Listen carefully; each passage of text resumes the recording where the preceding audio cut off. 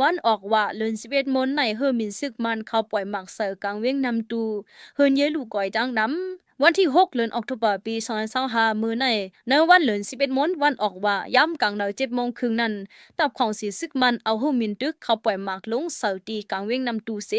เฮ็ดให้เฮินเยกุนมึงไหลลูกก่อยยอกย่อยกว่าจังน้ำในยาวย้อนถูกเฮอมินซึกมันปล่อยหมักเสือแลไหลฮู้ว่าเฮ็ดให้ที่อยู่ดันเศร้าเฮินเยกุนมึง7หลังไหลลูกก่อยกว่าจังหมดเสอำกาหลังเฮินกุนหมอก10หลังไหลตุ้มเตอลูกก่อยป้าอิดอี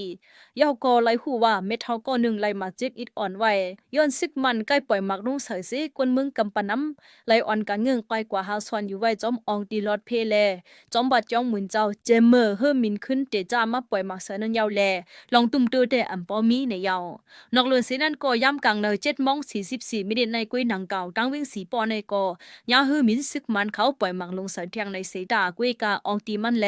ไลหูยอยหูยำมันแต่อำปลายหูซ้อมแดดต่อในวันที่2เดือนออกตุลาย้ำกลาง7:15ปุ่นมานั่นก็ซึกมันเขาปล่อยหมักลงสัลตีปอก8วิ่งนำตูอันก้นขึ้นควันกันน้ำนั่นเสเฮ็ดให้ก้นดูตายสีก็แลมาจิพกองว่าหนังไหนไลหูซ้อมข้อมูลข่าวเงาแรงหุ่นมาออกเนะมีไว้หนังไหนค่ะอ้อ